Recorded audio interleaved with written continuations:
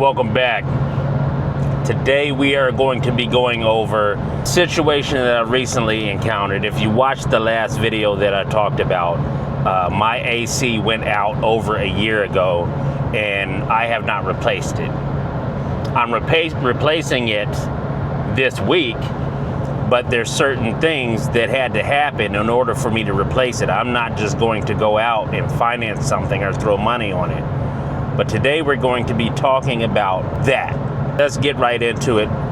If you could for me, hit that thumbie thing up or down, subscribe if you haven't subscribed, and share. From the previous video, I grew up in Huntsville, Alabama. In my house, we did not have central heat or air. In the wintertime, we had a wood-burning stove, and in the summertime, we had ceiling fans.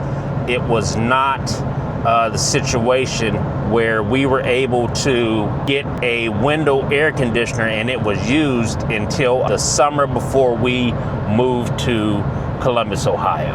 I haven't had air conditioning for a year and a half. My furnace has been replaced before I bought the house. I called and had 3 estimates. First one, and the reason why I didn't replace it for a year and a half was because they wanted, I think it was $14,000 to replace this unit. And on top of that, if I wanted to finance, it was going to be 14 or 15%. It was between 14 and 19% interest. If you calculate that over what they were going to give you and finance that, they were going to finance it for about 15 years. They gave me this really low payment estimate, but I looked at the interest, and the interest on that 15 years, I was going to pay that thing 3 times over. So I said, no, you know what I'm gonna do? I'm going out, I'm going to grab a couple of those window AC units that sit inside the house because I didn't want anything sticking out my windows. And I plugged those into my bedroom, and I plugged one into the living room, and then another, my neighbor, he gave me this year another unit that runs in the living room, and I plug it up. I've been surviving like that. I have no problem with it. My office is about 80 degrees. There is no way in heck, if you sit down and do the math, I would rather suffer a little bit, suffer now and laugh later, than to pay someone else to send their kids to college to pay for this 3 times over. There's no way. You kind of know you're gonna spend some money. You know you're gonna give somebody a steak dinner, but I don't have to give you shrimp too. I don't have to give you shrimp and a drink on top of the steak. Now you get your steak and your buttery rolls, but you're not going out and having a celebratory meal on me because I was dumb and I decided that a little bit of suffering wasn't worth my dignity to say no to paying somebody 3 times over for an air conditioner. This is where it gets inky. I know a few people, but they're in Columbus. I'm way out in another area. And they're AC guys, but they're not able to come out and give me a better price. And the area I'm in, if I do call them out from Dayton or Columbus, Cincinnati, any of those surrounding areas, they will try to double and triple charge you. So you have to watch out for that. I said, I'm not doing that. What I'm going to do is I saved my money for a year and a half. I was able to have enough money to see what it was gonna cost. I saved about half. What it was gonna cost to just pay for it outright. And if I had to go another year, I would have done that. The one guy that came out, he was recommended, and there's gonna be another video talking about that. He was recommended, and somebody vouched for him. He came out to my house, salt of the earth, if you know what I'm talking about, salt of the earth. Just a whiskey tango, just salt of the earth. He wanted a $50 trip charge. So I said, all right, fine. I know I'm gonna lose a little money. He comes out, I give him $50 cash. He says, you need a new unit. I said, okay. He says, I'll get you an estimate. And the way that I look and that I dress, people judge a book by its covers. You don't know if I have the money or not, so sometimes I'm just not worth your time. But what you did was the person who recommended you to come out for me, you've now wasted my time, you've taken $50, and you just disappear. Which makes the person who recommended you look very bad because they vouched for you. That's another video. So I don't hear from this guy again. My neighbor said, hey, I've got a friend I went to high school with because I'm new to the area. And I said, how is he? He said, man, he's solid with me. He's like, he has a good business. He said, I'd recommend him. He knows what he's doing. He'll come out and look at it. He said, now I don't know if he will give you a discount or anything like that, but I know he's a solid dude. So up front, my neighbor gives me everything that I need to know. So I called him.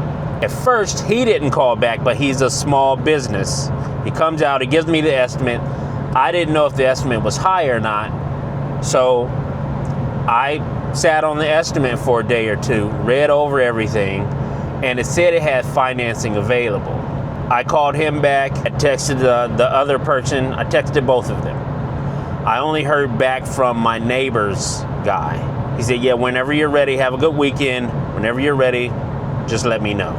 So I texted him, I didn't hear back from him. So I said, hey, I'm not chasing, this is one thing I'm not gonna do. I'm not chasing a woman no more. I've done that in the past. I told you, I've played a simp. I'm not chasing a woman validation, and I damn sure ain't gonna chase anybody to give them some money.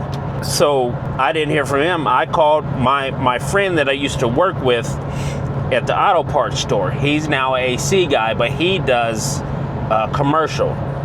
Say, hey man, I got this estimate from such and such place, and this is what they want to charge me.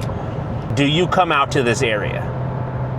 And this is where the power of being a solid man pays off. He says, no, I don't come out to this area, but for you, I will. I'll get you taken care of. Send me the information, send me his estimate. I'll see if I can beat it. We'll see if it's worth your time. I said, all right. So I sent him the estimate, not the estimate, I sent him the information. He texted me back, said, hey, I can do it for this much, but he kept it 100 with me. He said, the guy's price that he gave you is a really good price for what he's going to do. If I were you, you know I'll do you right, but if I were you, if this guy is a solid guy, have him put the air conditioner in and see about a maintenance plan. And I would ask him to add on another year of the warranty and see if you can pay cash. I said, okay. He said, hey, I'd love to do it, but if something happens, it's gonna be a week or two before I'm able to get out there to you. And if you wanna go with me, I'm not a dealer, we'll register it, but you'll still have to find someone else to maintain it. He said, I can do it, but again, it might be a couple weeks to a month before I'm able to come out and check your furnace and check everything. I said, thank you. So the other guy got a hold of him, told him what was going on. He came out and we discussed this. And I don't know if you guys know this, but there's always a finance price and a cash price. Some people don't know this. If you have the cash to pay for something and you're thinking about financing it, or you can have the means to pay for it by cash, when they give you that estimate, ask them for the cash price because they expect for you to finance it. So I said, hey, what's the cash price for this? And he broke down the numbers for the cash price. I'm going now to get the money to give to this gentleman to fix my air conditioner. I try to finance as least as possible because in the end, you get that gratitude up front and you get that sense of relief up front, but sometimes you need to suffer.